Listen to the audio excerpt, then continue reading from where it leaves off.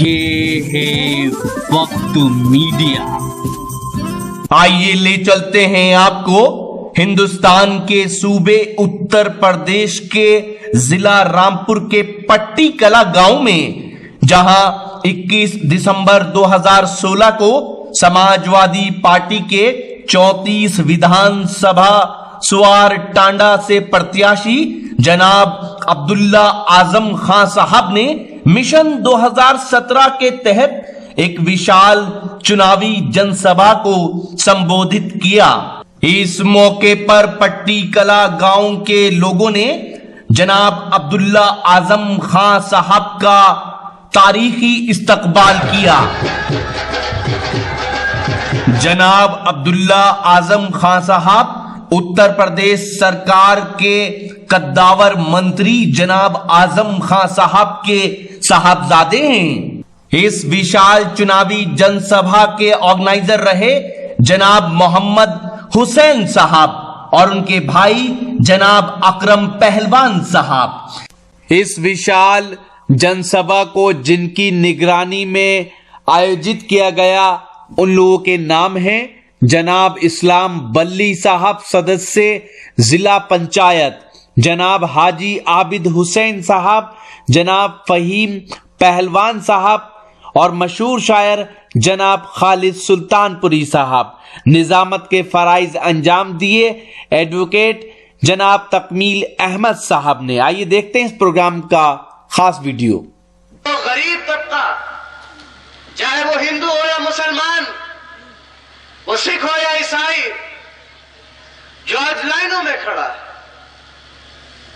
लाइनों में खड़ा है, बताएं आप, बताएं आवाम, बताएं यहां के लोग, आज बैंकों की लाइनों में खड़े होने वाले कितने फैक्ट्री वाले खड़े हैं बैंकों की लाइनों में, कितने उद्योगपति खड़े हैं बैंकों की लाइनों में, कितने अधिकारी और कितने नेता आज बैंकों की लाइनों में खड़े हैं, जिनका काला धन आपको सफेद कराना था, आपने सबका सफेद करा दिया और गरीब आदमी की कमर की हड्डी तोड़ दी आपने, कमर की रीढ़ की हड्डी तोड़ दी।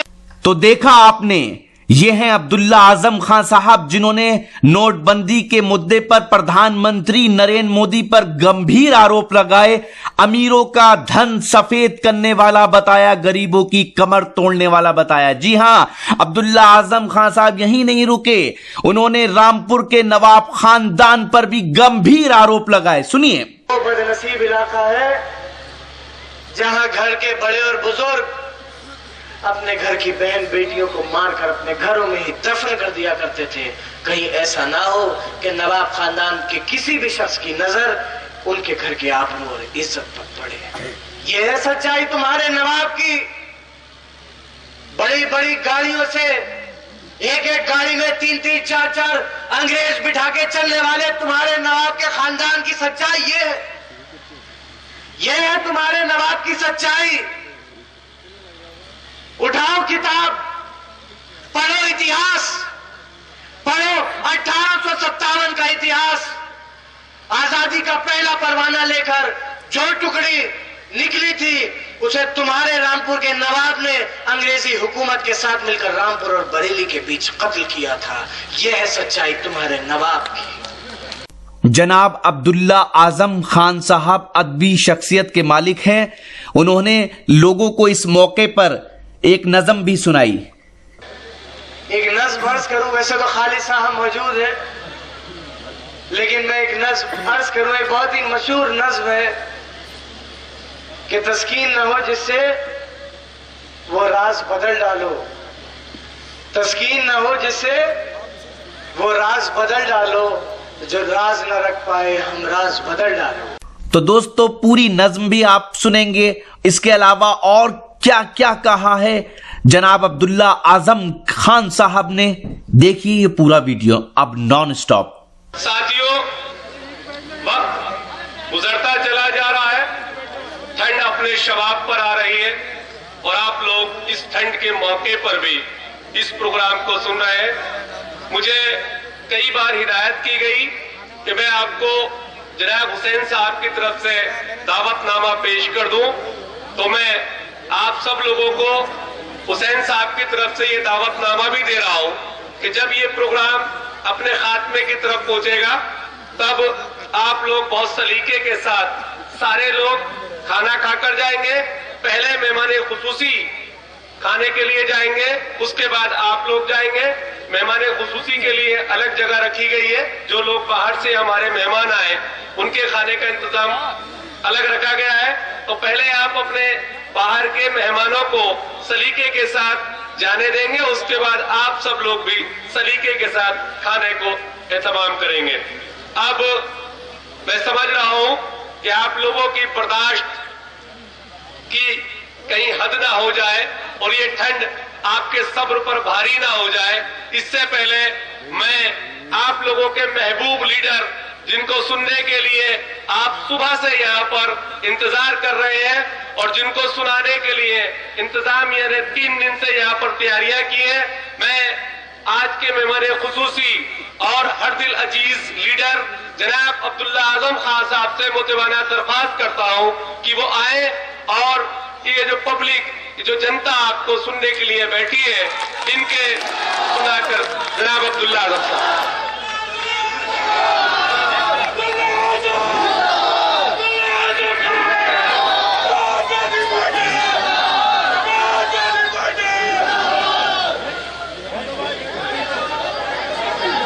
मेरी सबसे दरख्वास्त है कि सब बैठ जाए।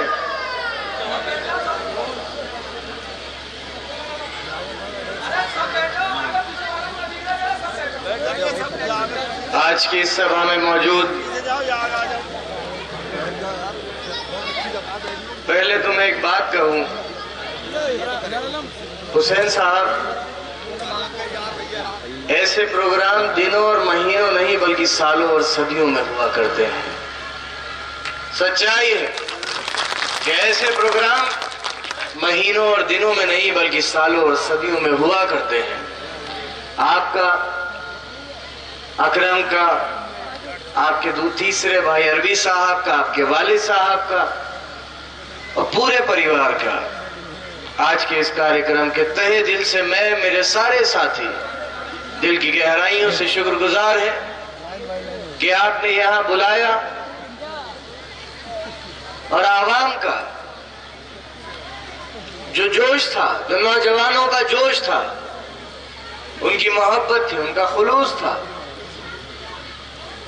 उनकी इस मोहब्बत, इस खुलूस के लिए दिल की गहराइयों से मैं शायद जिंदगी भर उनके एहसानों के तले दबा रहा। उनकी इस मोहब्बत का, इस इज्जत अफजाई का दिल की गहराइयों से शुक्रिया। आज के इस कार्यक्रम को एक ऐतिहासिक कार्यक्रम बनाने के लिए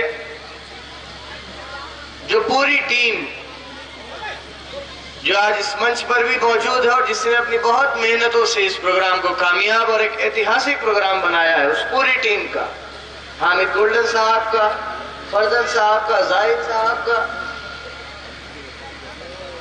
हमारे हाजी रईस साहब बैठे हैं, इस्लाम वली साहब दिखाई नहीं दे रहे, इस्लाम साहब का, फरज साहब का, नाहिद साहब का, सब लोग और सभी हजरात बड़ी माफी के साथ, क्योंकि बहुत लंबी चौड़ी टीम जिसने अपनी दिन और रात एक करके आज इस प्रोग्राम को कामयाब किया है, उन सब का, उन लोगों का भी जिनका नाम नहीं ले पाया हूं, बहुत माफी के साथ। तकमील वकील साहब है, उनका, जफर एडवोकेट साहब और सब लोग जो मंच पर मौजूद है, नदीम साहब, जुल्फकार साहब, राजा साहब, हमारे पूर्व प्रधान गढ़ियाल बैठे हैं, सलामत साहब बैठे हैं, सब लोगों का, इधर प्रधान महबूब साहब बैठे हैं, आप सबका दिल की गहराइयों से शुक्रगुजार भी हूं और सौ डांडा की आवाम की तरफ से आप सबका इस कार्यक्रम में, इस ऐतिहासिक कार्यक्रम में दिल की गहराइयों से इस्तकबाल भी करता हूं। पट्टी कला आने का मौका दूसरी बार हासिल हुआ है और आपके इस इलाके की, इस गांव की मोहब्बतों का, ये इस गांव से मोहब्बत की कोई मिसाल नहीं हो सकती। हमारे बहुत करीबी और बिल्कुल जैसे परिवार का सदस्य होते हैं। हमारे बड़े चौधरी मुनव्वर सलीम साहब सांसद हैं राज्यसभा के। उन्होंने भारत सरकार की योजना के तहत पट्टीकला को गोद लिया है और कहा जाता है कि जिस औलाद को गोद लेते हैं उस औलाद से अपनी असली औलाद से ज्यादा मोहब्बत होती है। जिस औलाद को गोद लेते हैं उस औलाद से अपनी असली औलाद से ज्यादा मोहब्बत होती है। और जितनी भी कोशिश हुई है आज तक, जो कर सके हैं वो किया है आपके लिए। एक बहुत बड़ी आबादी का गांव है पट्टीकला, अब बिल्कुल बॉर्डर पर पड़ता है। यहां से चंद कदम दूर से उत्तराखंड शुरू हो जाता है। 2012 के चुनाव में जो साथ आपने दिया, जो ताउन आपके वोटों का रहा, पट्टीकला से उस ताउन के लिए आप सबका दिल की गहराइयों से समाजवादी पार्टी का साथ देने के लिए शुक्रगुजार हूं। लेकिन आपसे एक बात और भी कहना चाहूंगा।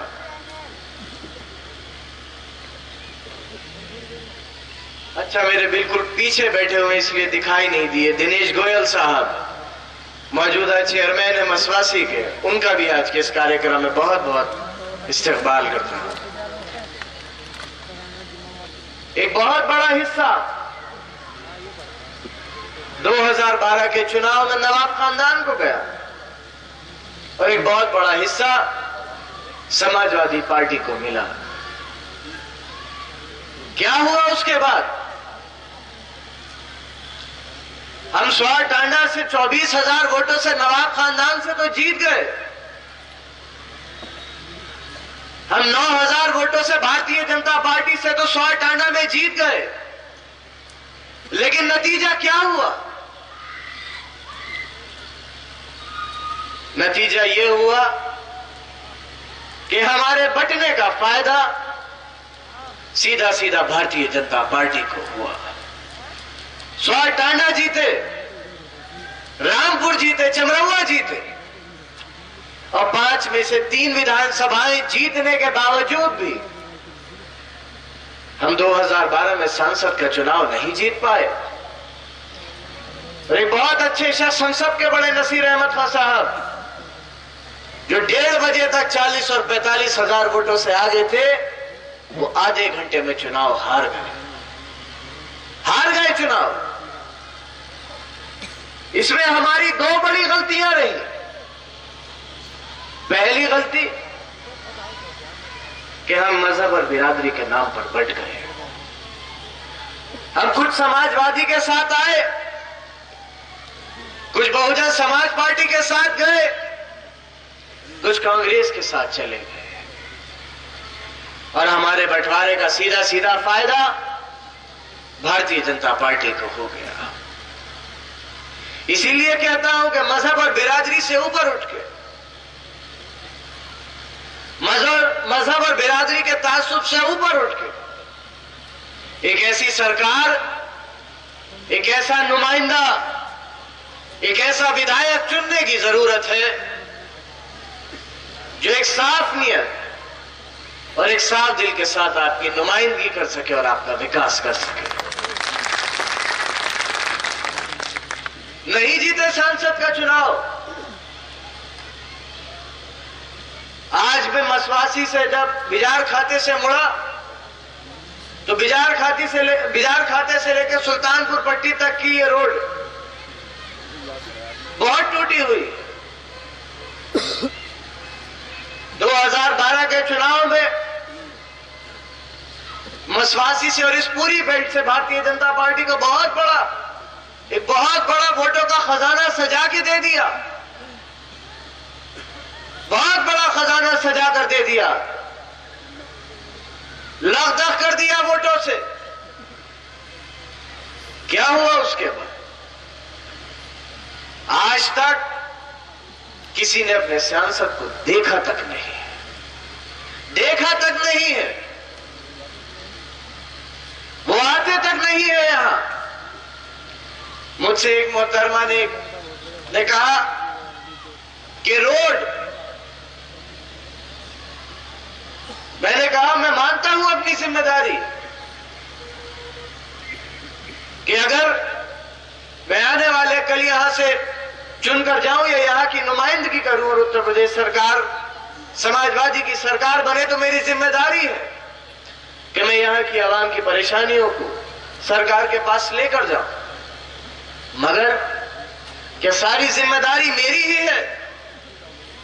उनकी जिम्मेदारियों का क्या होगा जो 2012 में आए थे? अच्छे दिन आएंगे,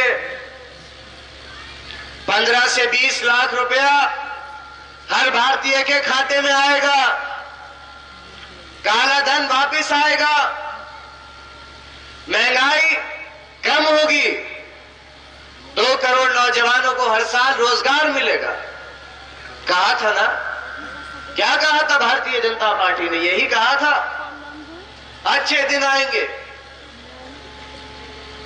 जो लोग महंगाई को कम करने का दावा करते हैं, उनके शासनकाल की बदनसीबी है कि जो दाल 80 रुपए को बिका करती थी, वो आज 180 पर बिक रही है। और जो नमक, एक अफवाह उड़ी इस पूरी विधानसभा में, जो नमक कोई 40 रुपए को खरीदने को बड़ी मुश्किल से तैयार था, वो नमक के लिए 400 रुपए को मारा मारा फिर रहा था। ये सच्चाई है। आपने कहा था काला धन वापस लाएंगे, हर भारतीय के खाते में 15 से 20 लाख रुपए आएगा। लोग खुश हो गए, गरीब इंसान खुश हो गया कि 15-20 लाख रुपया हर शख्स के घर में आएगा। और देहात में, गांवों में तो बहुत बड़े बड़े परिवार हुआ करते हैं। अगर कोई पूरा परिवार, कोई 4 भाई हैं तो उनकी 5-5 औलादे, 6-6 औलादे, 40-40, 50-50 लोगों का घर हुआ करता है। देहात का गरीब आदमी, लाचार इंसान आपके बहकावे में आ गया और उसने कहा कि चलो इस बार भारतीय जनता पार्टी को वोट दे देते हैं, हम तो बैठे बिठाए अरबपति हो जाएंगे। लेकिन क्या हुआ? क्या हुआ बैठे बिठाए अरबपति बनाने वालों का वादा? क्या कहा उनके राष्ट्रीय अध्यक्ष ने? कि वो तो एक चुनावी जुमला था, जुमला था चुनावी। काला धन तो वापस न ला सके, लेकिन जिसके पास जो धन था वो काला जरूर कर दिया। बिल्कुल। समाज में चंद उद्योगपतियों को फायदा पहुंचाने के लिए, चंद रईसों को, चंद पैसे वालों को फायदा पहुंचाने के लिए नरेंद्र मोदी जी और उनकी पूरी सरकार ने एक फैसला आवाम के ऊपर लाद दिया आवाम के ऊपर नोटबंदी का फैसला। और आपने टीवी पर आके कहा कि आज रात 12 बजे के बाद से 1000 और 500 के नोट रद्दी हो जाएंगे। आप जापान गए, वहां आपने कहा अपने भाषण में कि सबका काला पैसा खत्म हो गया और शादी के लिए पैसा नहीं और न जाने क्या क्या। आप गोवा आए, आपने अफसोस जाहिर किया। बहुत अच्छी बात है, आपको अफसोस हुआ। लेकिन अगर कोई फैसला 100 लाशों के ऊपर खड़े होकर बना है और उस फैसले का आपको अफसोस हुआ है, तो आपका अफसोस बहुत कम है, बहुत कम अफसोस है आपको। अभी एक टीवी प्रोग्राम में भारतीय जनता पार्टी के एक प्रतिनिधि मेरे सामने खड़े थे, उन्होंने कहा अफसोस है हमें, अफसोस है कि 80-85 लोग आज लाइनों में मर गए। मैंने उनसे भी यही बात कही कि अगर 80-85 लोगों की मौतों का आपको सिर्फ इतना सा अफसोस है, तो याद रखिएगा मेरी बात कि एटीएम से नोट नहीं निकल रहे हैं।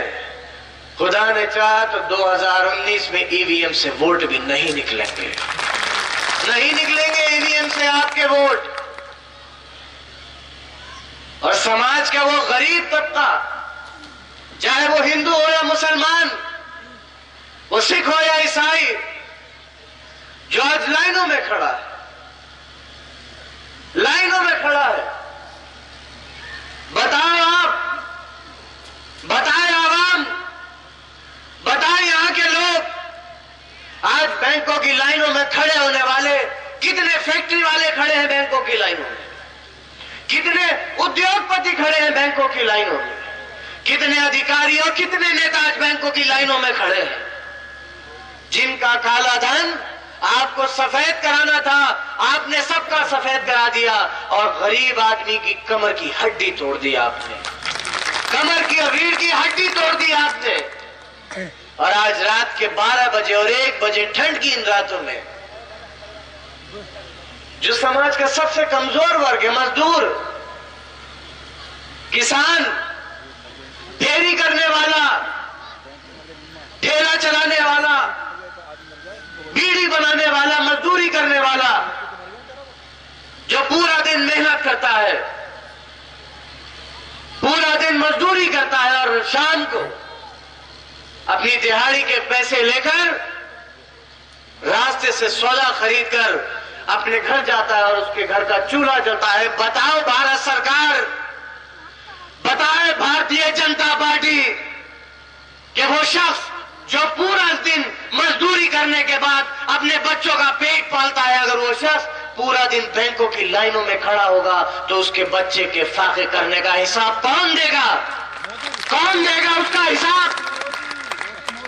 जवाब दे आप, जवाब दे भारतीय जनता पार्टी, जवाब दे भारत सरकार, जवाब दे उत्तर प्रदेश की भारतीय जनता पार्टी की यूनिट के जो लोग पूरा दिन मजदूरी करके अपने बच्चों का पेट पालते हैं, वो अपने बच्चों का पेट कहां से पालेंगे?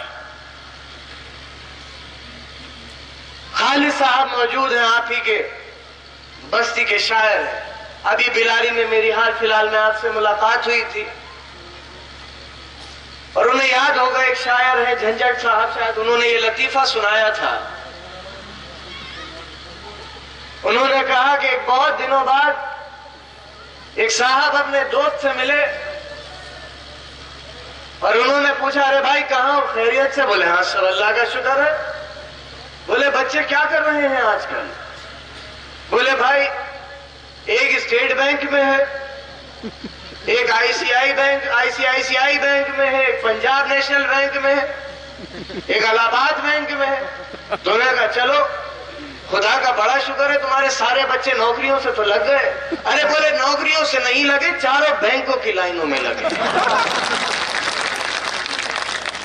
ये हालात, इन हालात पर लाके खड़ा कर दिया है देश को। और आज ही एक रिपोर्ट आई है, ये मैं नहीं कह रहा, चंद्रबाबू नायडू साहब की एक रिपोर्ट आई है आज। चंद्रबाबू नायडू साहब जब ये फैसला लिया गया था तो इसके सबसे ज्यादा हक में थे। बहुत विद्वान आदमी है, बहुत विद्वान इंसान है।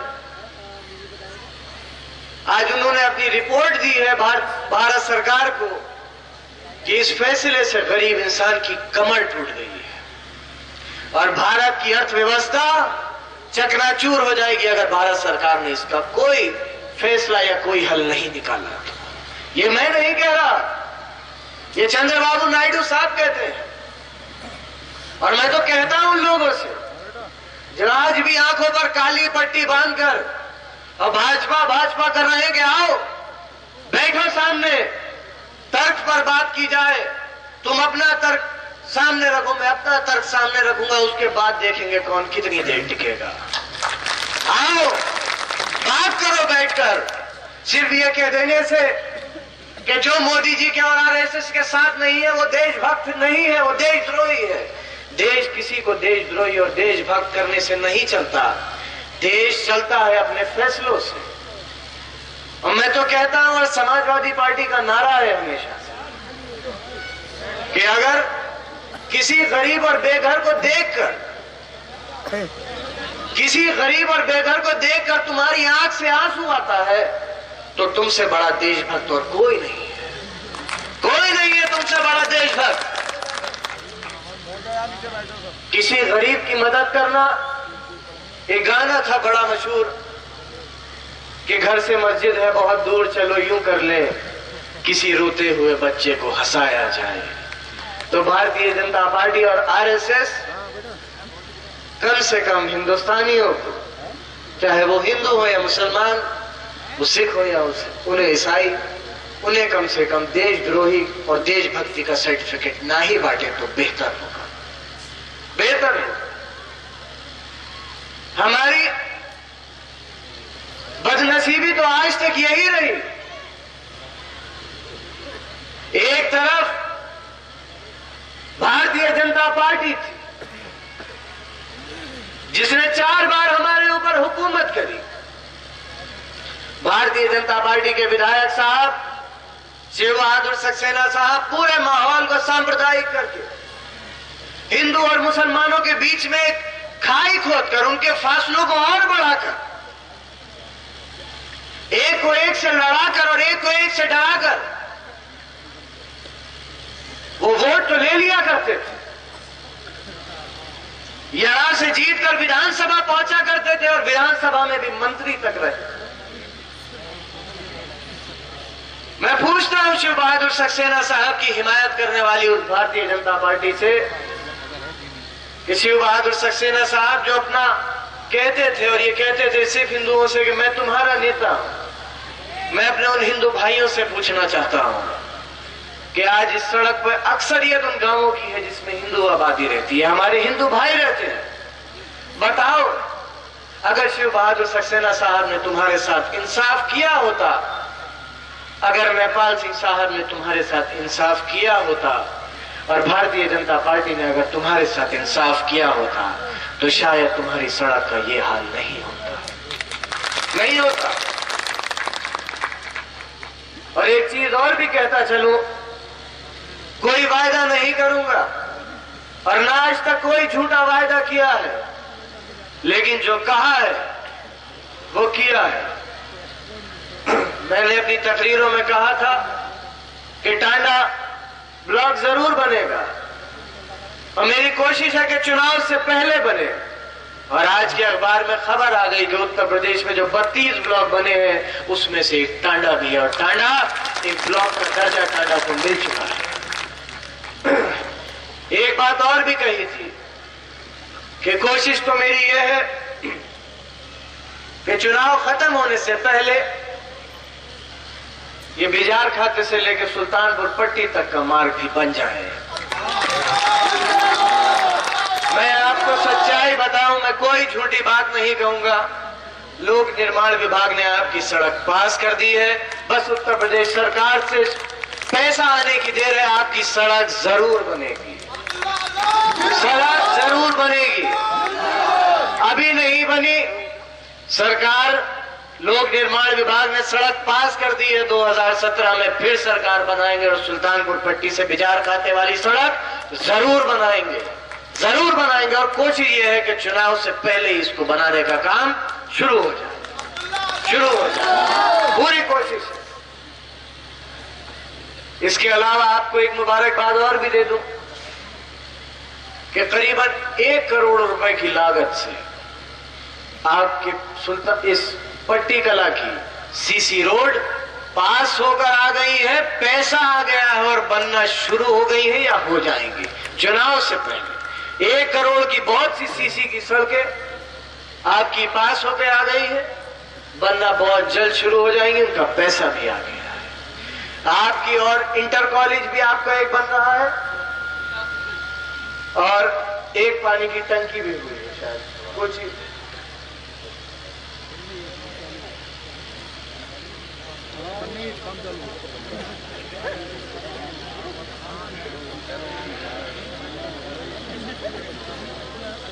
वो भी आ गई है और खुदा ने चाहा सरकार बना रहे हैं।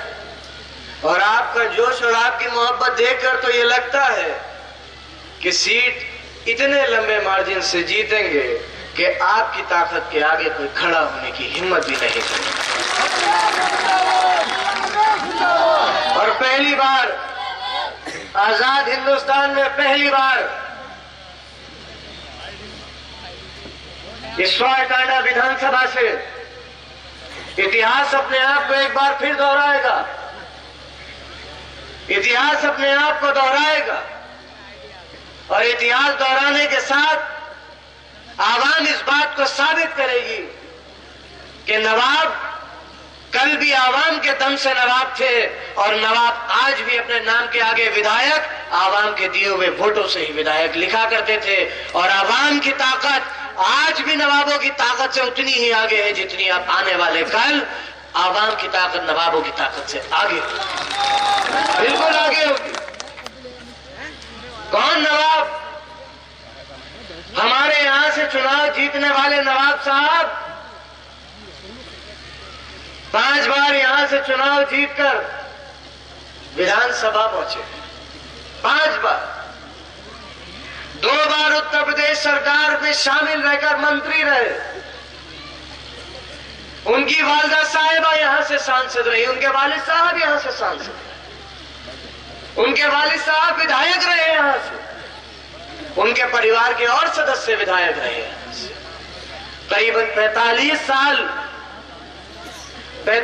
साल इन नवाबों ने हुकूमत करी है यहां, 45 साल, और हर उस पार्टी से करी है जिसकी सरकार हुई। बहुजन समाज पार्टी की सरकार हुई तो नीले कपड़े पहन लिए, समाजवादी की सरकार हुई तो लाल और हरे कपड़े पहन लिए, कांग्रेस की सरकार हुई, खैर उनकी तो सरकार ही छोड़ो, तो बिल्कुल मरे हुए हैं, उनका क्या जिक्र करें। बस अब भारतीय जनता पार्टी में जाना और बाकी है। बस मशहूर है उनके लिए कि लोग कपड़े इतनी तेजी से नहीं बदलते जितनी तेजी से वो पार्टियां बदलते हैं। रात सोए तो कांग्रेस में, सुबह उठे तो बहुजन समाज पार्टी में। वो 2012 के चुनाव में भी यहां से चुनाव जीतने नहीं आए थे, वो 2012 के चुनाव में सिर्फ और सिर्फ भारतीय जनता पार्टी को फायदा पहुंचाने आए थे। याद करो आप 2012, याद करो आप क्या कहा था मायावती साहिबा ने कि मेरा मकसद, जब मुझे लगा कि समाजवादी पार्टी जीत रही है तो मैंने अपना सारा वोट भारतीय जनता पार्टी को ट्रांसफर करा। और आपके नुमाइंदे साहब ने क्या कहा था कि मैं जिस मकसद के तहत यहां आया था, मेरा मकसद था नसीर अहमद खां साहब को हराना। मुझे जीतना नहीं था, मैं अपने मकसद में कामयाब हुआ। मैं चुनाव तो नहीं जीत सका, लेकिन मैंने नसीर अहमद खां साहब को वोटों को बांटकर चुनाव हर बार जरूर दिया। इसलिए कहता हूं आपसे कि अपने वोट को बर्बाद मत करो, मत करो अपने वोट को बर्बाद। नवाब साहब और बहुजन समाज पार्टी, खुदा ने चाहा तो 2014 में उत्तर प्रदेश में भी और टांडा में भी तीसरे और चौथे नंबर की लड़ाई लड़ेगी। समाजवादी पार्टी पूर्ण बहुमत के साथ सरकार बनाएगी, पूर्ण बहुमत के साथ फिर सरकार बनाएगी, और उसमें आपकी भी इंशाअल्लाह जरूर हिस्सेदारी होगी, जरूर हिस्सेदारी होगी आपकी। मैं इस नवाब खानदान का आपको आज वो इतिहास बताऊंगा जो इतिहास शायद आज तक आपको और किसी ने नहीं बताया होगा, कभी नहीं बताया होगा आपको। याद करें बुजुर्ग, और खास तौर से नौजवानों से कहूंगा, नौजवान आज बहुत बड़ी तादाद में मौजूद है, कराने वाले, इस पूरे मजमे को इकट्ठा करने वाले, इस पूरे प्रोग्राम को कराने वाले नौजवान, नारे लगाने वाले नौजवान, नाचने खुशी से, खुशी का इजहार नाच कर करने वाले नौजवान, उन नौजवानों से कहूंगा कि अपने बुजुर्गों से पूछो, इन नवाबों ने जो अत्याचार, जो जुल्म तुम्हारे बुजुर्गों के ऊपर किए हैं, पूछो अपने बुजुर्गों से उनका इतिहास। जब रामपुर में नवाबियत का दौर था, जब रामपुर में नवाबों की हुकूमत हुआ करती थी, तब रामपुर के नवाब का फरमान था कि कोई शख्स, कोई नौजवान, कोई बड़ा बुजुर्ग, कोई महिला या औरत उस सड़क से नहीं गुजर सकती जिससे नवाब की गाड़ी गुजरा करती है, नहीं गुजर सकती। कोई शख्स अपना पक्का मकान नहीं बना सकता था जब तक उसे नवाब की इजाजत हासिल ना। कोई नौजवान, आज सब नौजवान मोबाइल इस्तेमाल करते हैं, फेसबुक चलाते हैं, व्हाट्सएप चलाते हैं, टेक्नोलॉजी का जमाना है। फरमान था तुम्हारे नवाब का कि कोई नौजवान 8वीं से ज्यादा की तालीम हासिल नहीं कर सकता। यह फरमान था तुम्हारे नवाब का। और ये पूरा रामपुर जिला, जो रामपुर रियासत हुआ करता था, ये वो बदनसीब इलाका है जहां घर के बड़े और बुजुर्ग अपने घर की बहन बेटियों को मारकर अपने घरों में ही दफन कर दिया करते थे। कहीं ऐसा ना हो कि नवाब खानदान के किसी भी शख्स की नजर उनके घर के आबरू और इज्जत पर पड़े। यह है सच्चाई तुम्हारे नवाब की। बड़ी बड़ी गाड़ियों से, एक एक गाड़ी में 3-3, 4-4 अंग्रेज बिठा के चलने वाले तुम्हारे नवाब के खानदान की सच्चाई ये है तुम्हारे नवाब की सच्चाई। उठाओ किताब, पढ़ो इतिहास, पढ़ो 1857 का इतिहास। आजादी का पहला परवाना लेकर जो टुकड़ी निकली थी, उसे तुम्हारे रामपुर के नवाब ने अंग्रेजी हुकूमत के साथ मिलकर रामपुर और बरेली के बीच कत्ल किया था। यह है सच्चाई तुम्हारे नवाब की, यह है सच्चाई। मैंने कहा था नवाब साहब से कि नवाब साहब, चुनाव में कोई हल्की बात मत करिएगा, चुनाव विकास के नाम पर होना चाहिए। कोई हल्की बात ऐसी मत करना जिससे मेरा या मेरे किसी साथी का दिल दुखे, वरना याद रखना मेरी बात, चुनाव आपका इतिहास और आपके कारनामों का इतनी लंबी चौड़ी फहरिस्त है कि चुनाव खत्म हो जाएगा लेकिन अखबार की सुर्खियां खत्म नहीं होगी। इसीलिए मैं कहता हूं उनसे जो कहते हैं ना कि मेरे दादा ने ये बनवाया, मेरे दादा ने वो बनवाया, अपने दादा की ये सच्चाई भी बताइए आप, अपने अजदादों की ये सच्चाई भी बताएं आप कि 1857 में इस पूरे मुल्क को और 90 साल गुलामी की आग में झोंकने के लिए आपने अंग्रेजों का साथ दिया था। बताइए आप। और हमारे अपनों का, हमारे अपनों में हिंदू भी है और मुसलमान, सिख भी है और ईसाई भी। हर शख्स का खून बहाया था आपने। और जानते हो, तुम्हारा खून बहाने के लिए, तुम्हें और 90 साल गुलाम बनाए रखने के लिए, तुम्हारा कत्ल करने के लिए अंग्रेजी हुकूमत ने तुम्हारे नवाब को क्या इनाम दिया था? तुम्हारे नवाब को 2 लक़ब दिए गए थे, टाइटल 2 लक़ब दिए गए थे, फर्जंद इंग्लिशिया और फर्जंद दिल पजीर। और रामपुर के नवाब की कुर्सी मलिका विक्टोरिया के बराबर पड़ने लगी थी। ये है सच्चाई। अरे तुम क्या बताओगे सच्चाई? मैं बताऊंगा सच्चाई। पिछले 20 साल के अपने कार्यकाल में एमएलए साहब, आप तो चुनाव जीतकर 5 में से पौने 5 साल विदेशों में चले जाते, और अगली बार जब चुनाव आता है तो आप लोगों के बीच आते हैं और कहते हैं कि मुझे वोट दो, नहीं तो बीजेपी वाले तुम्हें मार डालेंगे। लेकिन इस बार ये बेहतर कुछ काम आता दिख नहीं रहा, नहीं आता दिख रहा काम। हर बार यही हुआ करता था, यही होता था। यहां बैठे हैं दड़ियाल के बहुत से लोग, प्रधान जी, पूर्व प्रधान और बहुत से जिम्मेदार दड़ियाल के बैठे हुए हैं, जिला पंचायत सदस्य साहब। याद होगा आप सबको भी केवल टांडे से लेके दड़ियाल और दड़ियाल से लेके बाजपुर वाली सड़क का क्या हाल था। 5-5 और 6-6 फीट के गड्ढे हुआ करते थे। गड्ढे ऐसे कि अगर गाड़ी गड्ढे के अंदर चली जाए तो सड़क पे से खड़ा हुआ इंसान ये समझता था कि शायद गाड़ी जमीन के अंदर चली गई।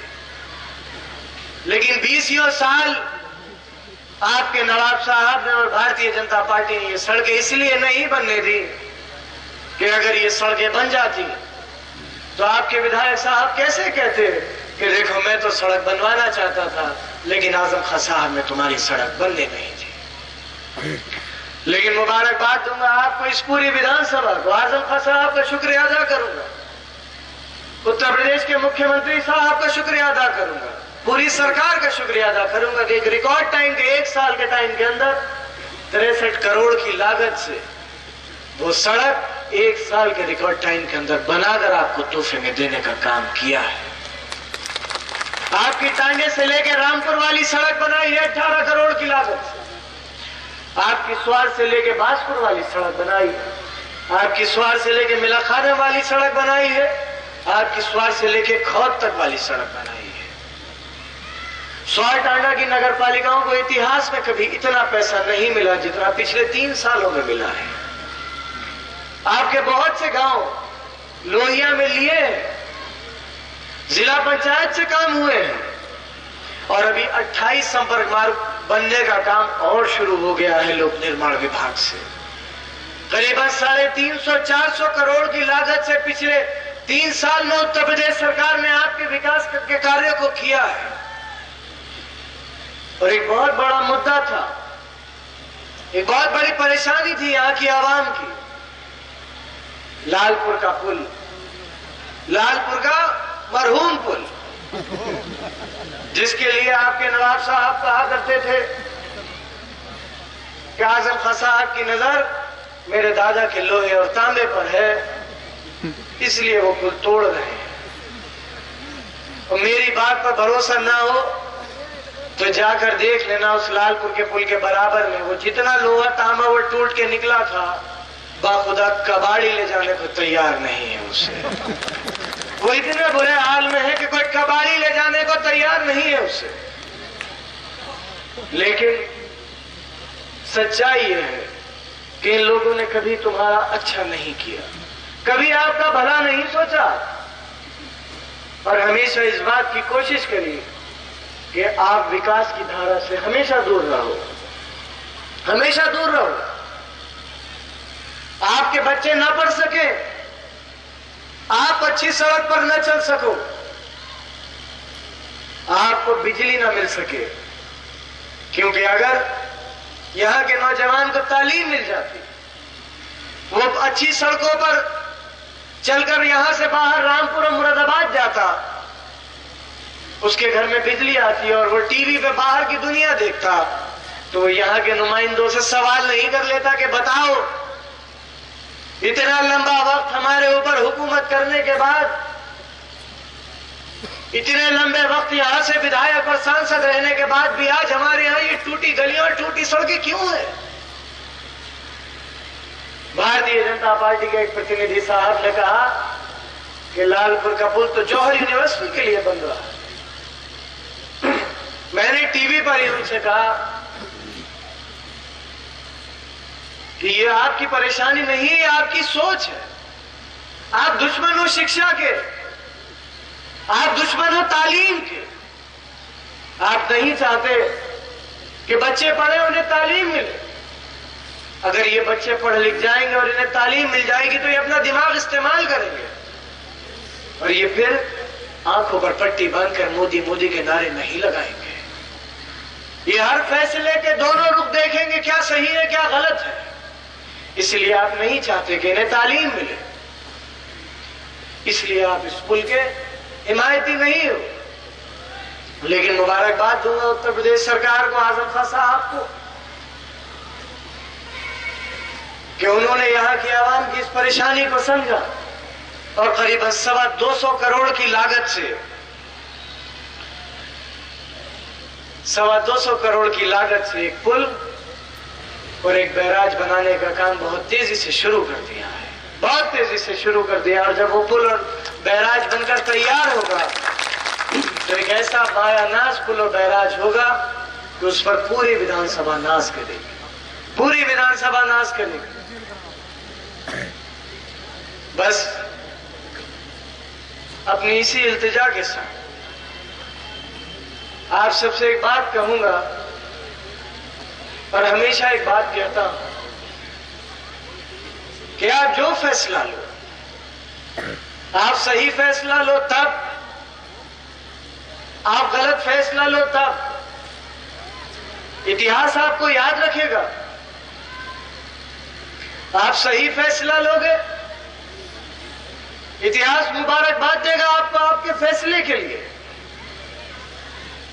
आप गलत फैसला लोगे तो इतिहास अफसोस करेगा आपके फैसले पर। और ये जो बच्चे आज सामने बैठे, बहुत छोटे छोटे से बच्चे, ये बच्चियां आने वाले कल जब ये अपने बड़ों से सवाल करेंगी, कि अपने वालिद से सवाल करेंगी, अपने भाइयों से सवाल करेंगी, अपने दादा से सवाल करेंगी कि बताओ हमारी तालीम का क्या इंतजाम है, तो आप कहोगे हमारे यहां तालीम का कोई इंतजाम नहीं। तो मालूम है ये बच्चे आपसे क्या कहेंगे?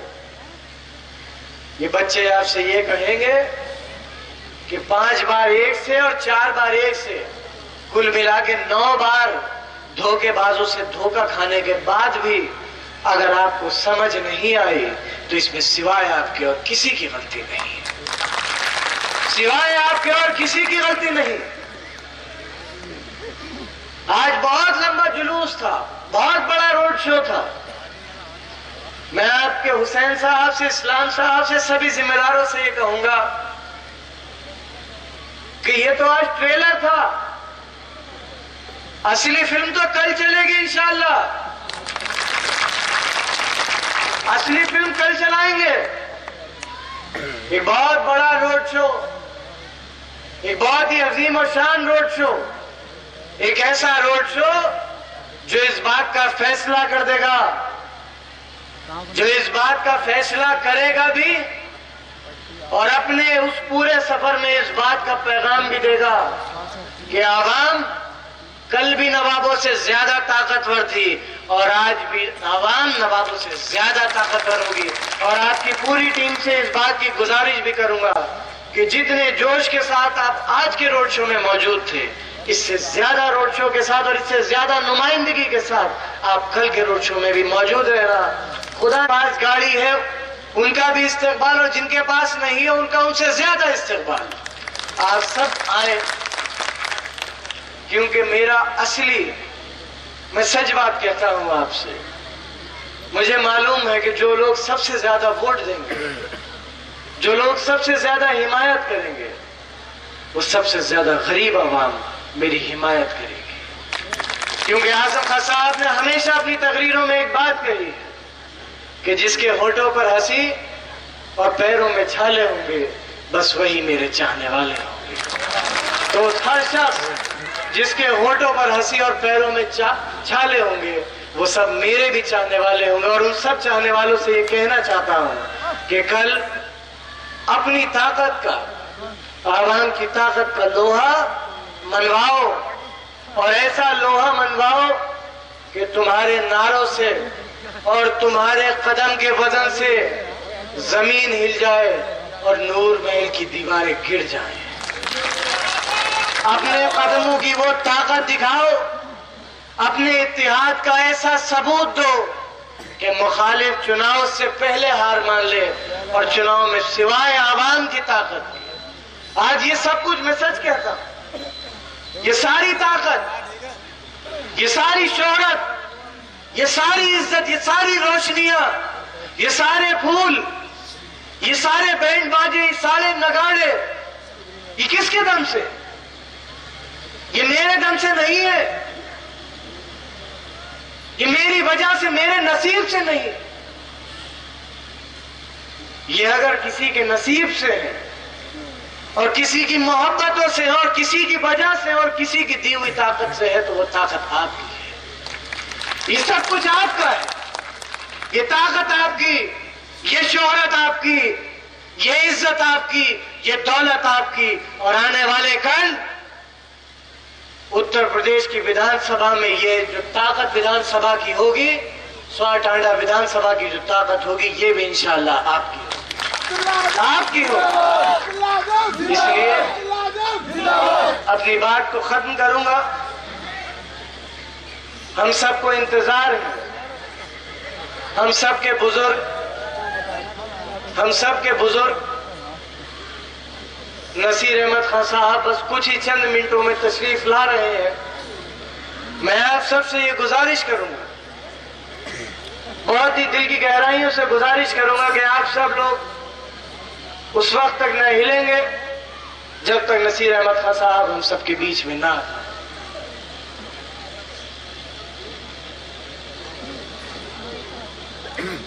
मैं एक नज़्म अर्ज करूं, वैसे तो खालिद साहब मौजूद है, लेकिन मैं एक नज़्म अर्ज करूं। एक बहुत ही मशहूर नज़्म है कि तस्कीन न हो जिससे वो राज बदल डालो, तस्कीन न हो जिससे वो राज बदल डालो, जो राज न रख पाए हम राज बदल डालो।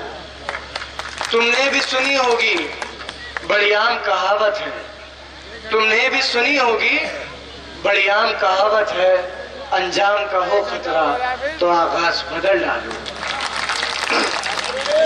दुश्मन के इरादे को है जाहिर अगर करना, दुश्मन के इरादे को है जाहिर अगर करना, तुम खेल वही खेलो, अंदाज बदल डालो। और आखिर में जो असल बात, जो असल दो लाइनें आप सबके जज्बे के लिए हैं कि ऐ दोस्त करो हिम्मत, ऐ दोस्त करो हिम्मत, कुछ दूर सवेरा है, चाहते हो अगर मंजिल तो परवाज बदल डालो। आप सबका यहाँ आने का दिल की गहराइयों से बहुत बहुत शुक्रिया।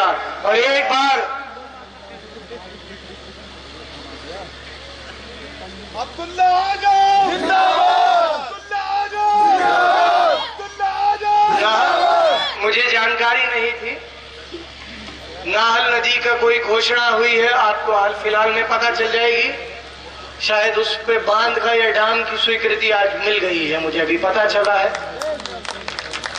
एक बार आखिर में मेरे साथ अपनी आवाज को मिलाइए और हम और आप मिलकर एक ऐसा नारा इनकलाब जिंदाबाद का बुलंद करें कि पूरी विधानसभा और पूरे उत्तर प्रदेश में आज एक पैगाम जाए कि स्वाटांडा 70 साल की गुलामी की जंजीरों को उखाड़ कर अपने हाथों से फेंक देगा। तो दोगे मेरा साथ? इनकलाब, इनकलाब, इनकलाब, समाजवादी पार्टी, मोहम्मद आजम खान, अखिलेश यादव, मुलायम सिंह यादव, इनकलाब, मेरा स्वर, मेरा टांगा, मेरा नौजवान, इनकलाब। आप सबका यहाँ आने का दिल की गहराइयों से बहुत बहुत शुक्रिया। सारे लोगों से गुजारिश है कि आली जनाब नसीर खान साहब कुछ ही मिनटों में हम लोगों के बीच में तशरीफ लाने वाले हैं। आप जैसे बैठे हुए हैं वैसे ही बैठे रहे और खामोशी बनाए रखें। अब मैं अभी आप अगर आप चाहते हैं कि हम आपके सियासी जलसे कवर करें तो हमसे कांटेक्ट कर सकते हैं। इसके अलावा अगर आप कहीं मुशायरा करा रहे हैं तो मुशायरे की कवरेज कराना चाहते हैं तो वो भी हम कवर करते ही हैं। जी हां, हमारी वेबसाइट है mushairalive.com, हमारा व्हाट्सएप और कांटेक्ट नंबर है 9997640286। मुझे इजाजत दीजिए। शफीक खान, वक्त मीडिया के लिए।